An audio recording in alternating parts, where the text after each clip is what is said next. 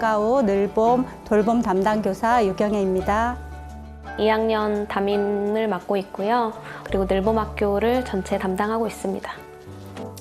긍정적인 측면은 맞벌이 가정에 자녀 양육의 고민을 좀 덜어줄 수 있는 부분인 것 같고요. 아이들 입장에서는 다양한 프로그램을 이제 접하고 하다 보니까 흥미가 더 높아졌던 것 같아요. 선생님의 차이가 있으실까요? 네, 그거는 조금 일이 많아지는 거죠. 이제 아이들이나 학부모님 관리라든지 외부인들이 학교에 많이 들어오면 그거에 대한 관리라든지 이런 것들도 조금 어려움이 있고요.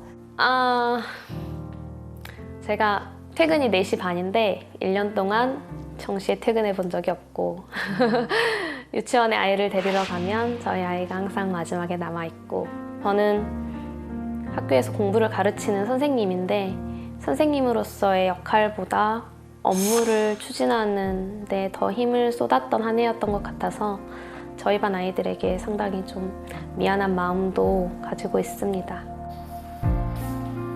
아이들을 교육하기 위해 온 학교에서 보육까지 함께 맡게 된 교사들. 학기 중뿐만 아니라 방학 중에도 업무가 한가득인데요. 실제 한국교육개발원에서 조사한 결과에 따르면 교사들이 행정 업무에 쏟는 시간이 증가하면서 수업 준비와 학생 상담에 할애하는 시간은 매년 줄었는데요. 이제는 그 악순환의 고리를 끊어야 할 때. 선생님도 행복한 늘봄으로 가는 길은 어디에 있을까요? 고민을 해결하기 위해 찾아온 곳은 부산에 위치한 한 초등학교. 방학 중이라 교실은 텅 비어 있는데요. 인기척조차 들리지 않는 이곳에 누군가 있는 것 같은데요. 어라? 여기 초등학교가 맞죠? 그런데 분위기 열혈 직장인이네요. 이곳은 무슨 일을 하는 곳인가요? 학교 현장에 교직원들의 행정 업무를 경감을 해서 학교가 진정한 학생 교육 활동의 장으로 자리 잡도록 돕는 역할을 하기 위해서 학교 행정지원본부가 탄생을 하였습니다. 지난 1월 초등학교에 임시로 문을 열어 올해 7월부터 정식으로 운영 예정인 부산 학교행정지원본부인데요. 현재 42명의 직원들이 방과 후 학교 지원부터 학교 행정, 채용 지원까지 총 3개 팀으로 나뉘어 부산 내 304곳의 학교 행정 업무를 지원하고 있습니다. 3개 팀에 8개 과제를 발굴하는 과정에서 부산시 교육청 산하의 전체 교원을 대상으로 설문조사를 저희들 한번 했었고요. 이런 업무들을 대부분 저희들 본부에 포진을 시켰습니다. 그래서 학교에서는 오로지 수업과 교육활동, 학생 교육활동에 전념할 수 있는 환경을 우리가 만들어주자. 행정 업무는 줄이고 교육활동에 집중할 수 있게 해주는 부산 학교행정지원본부. 선생님들의 업무 부담을 줄여줄 또 다른 곳으로 가볼까요?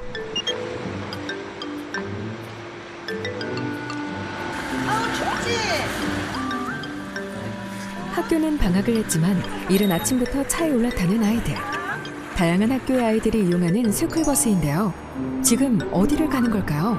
거리가 조금 멀고 아침에 춥기도 하고 해서 안전하게 아이들 돌봄 교실로 데리고 오곤 합니다. 335 아이들이 향하는 이곳은 지역에서 운영 중인 경기 미래형 돌봄 교실입니다. 지역사회 시설을 활용한 늘봄학교의 일환인데요. 돌봄 교실이라는 게 지금 기존에는 이제 학교에서 주로 이루어지고 있었는데, 이것을 이제 저희 경기도교육청에서는 지역의 중요한 그리고 질 높은 자원을 활용을 해서 지역 거점형 돌봄 교실이 지금 현재 운영이 되고 있습니다. 기존의 돌봄 교실이 학교를 운영 주체로 온전히 학교 안에서 책임져야 하는 시스템이었다면, 경기 미래형 돌봄 교실은 지역사회 시설을 거점으로 두며 케어가 필요한 여러 학교의 학생들을 한 곳에서 보살필 수 있는 운영 방식이 특징인데요. 교사들의 업무를 저희는 이제 배제가 원칙인데, 학교 안에서 이루어지다 보면은 이게 교직원의 업무는 늘어날 수밖에 없거든요. 그래서 이제 지역으로 좀 더 범위를 확대해서 질 높은 프로그램이 있는 상태에서 학생들이 그곳을 찾아갈 수 있도록 하는 그러한 이제 시스템이고요. 늘봄 교실을 열기 전 지역 내 초중고 학생 400여 명을 관원으로 둔 청소년 오케스트라가 자랑이었던 이곳. 그 특색을 살려 이곳에서는 바이올린 연주 수업을 진행하고 있는데요. 지역 내에서 활동 중인 전문 강사들이 직접 1대1로 지도하며 이곳에서 오케스트라 단원의 꿈을 키운 아이들만 여럿이랍니다. 지역에 검증된 전문기관들이 담당해주면 아이들은 동네에서 행복하게 다 교육받으며 클 수 있을 거라는 생각을 했습니다. 그래서 우리 동네 아이들은 이 동네에서 다 해결할 수 있게 만들어 보자. 이런 취지로 악기도 하고 공부도 하고 또 다양한 활동들을 통해서 경험하게 하는 일. 그래서 어떻게 보면 학교와 우리 지역의 어른들이 지역 사람들이 함께 만들어가는 과정이라고 생각을 합니다. 선생님까지 행복한 늘봄학교. 우리 모두가 만들어가야 하지 않을까요? 네, 영상 속 선생님의 말씀이 기억에 남습니다. 또 선생님이 이전에 또 하나의 엄마인데 정시 퇴근을 한 번도 못 하셨다는 그 말씀 자체가 좀 희생을 하고 계신다는 생각도 드는데요. 현장에 계신 선생님으로서 좀 어떻게 보셨는지도 궁금하네요. 네, 저도 영상을 보면서 굉장히 공감하면서 봤고요. 그리고 또 이제 늘봄을 맡은 선생님 같은 경우에는 영상에서도 보시면 알겠지만 한두 명의 선생님이 또 맡는 학교들이 많기 때문에 어떻게 보면은 또 외롭지만 담대하게 나아가고 있는 훌륭한 선생님들이 아니실까라는 생각이 듭니다. 자, 모두가 만족하고 또 행복한 학교가 되려면 선생님들의 업무 경감도 필요하다는 생각이 듭니다. 자, 그런 의미에서 교육청의 늘봄 지원센터가 마련이 됐다는 게 굉장히 고무적인 소식인데요. 선생님들의 업무 경감을 위한 운영 체계도 좀 마련이 되는 것 같습니다. 오늘 박상원 선생님 보면서도 이런 노력들, 또 영상에 나온 선생님들 노력을 보면서 굉장히 감동을 받았습니다. 네, 현장에 선생님들의 이런 노력이 있기 때문에 우리나라 교육이 이렇게 앞서 나가는 것이 아닌가라는 걸 다시 한번 느꼈고 이 자리를 빌어서 우리 선생님들께 진짜 감사하다는 말씀을 드리고 싶습니다. 박수 한번 드려요. 네, 저희가 작년에 시범 운영을 하면서 이제 프로그램의 다양성, 그다음에 질 제고와 더불어서 함께 고민했던 것이 선생님들이 업무를 덜어드리는 것이었습니다. 그래서 교육청에 늘봄학교 지원센터를 구축해서 전담 인력도 배치하고 늘봄학교의 업무를 지원하도록 했는데요.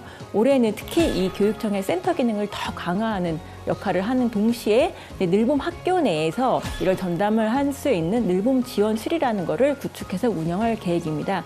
이렇게 되면 이제 선생님들하고 분리된 늘봄 학교 운영 체계를 갖춰갈 예정인데요. 그래서 올해 과도기 단계를 거쳐서 내년에는 이걸 완성해 나갈 계획입니다. 네, 학교에 이제 교무실과 행정실이 있지만 늘봄 학교만을 위한 지원실을 또 추가로 설치하신다는 건데 맞습니다. 전국에 계신 선생님들 이거에 대해서 굉장히 궁금해하실 것 같아요. 좀 자세하게 설명을 해주신다면 어떨까요? 2025년에 늘봄 지원실의 기반 운영 체계가 완성이 되는 건데요.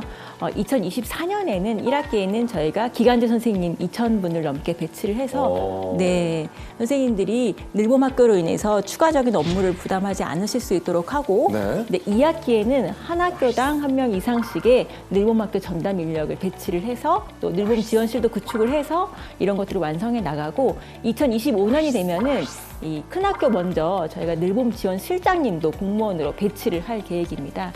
그래서 늘봄 지원실이 구축이 완료가 되면서 선생님들에게는 업무가 조금 더 배제가 되게 분리가 될 수 있도록 그렇게 완성을 할 계획입니다. 박성원 선생님 표정이 굉장히 밝아지신 것 같은데요. 네. 든든합니다. 이 계획을 들으셨는데 네. 어떠십니까?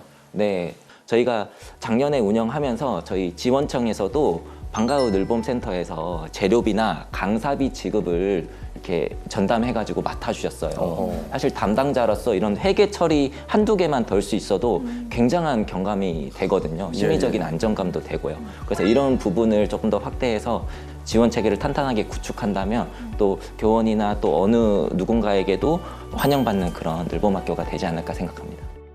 그렇습니다. 부모와 아이 무엇보다 또 선생님이 함께 만족할 수 있는 교육제도가 중요하다는 생각이 드는데요. 자, 늘봄 학교가 이 학교에 완전히 정착되기 위해서는 좀 각자 어떤 노력이 필요하다고 생각을 하세요? 네, 우리 아이들에게 좀 더 안전하고 또 양질의 교육과 돌봄을 받으려면 학교 혼자의 힘만으로는 조금 부족한 것 같습니다. 그래서 우수한 교육 자원을 가진 다양한 주체들을 좀 지혜를 모아야 한다고 생각하고 교육부에서 관련 부처라든가 지자체라든가 대학, 공공기관, 기업 등의 등의 적극적인 참여와 협력을 또 이끌어내도록 그렇게 하겠습니다.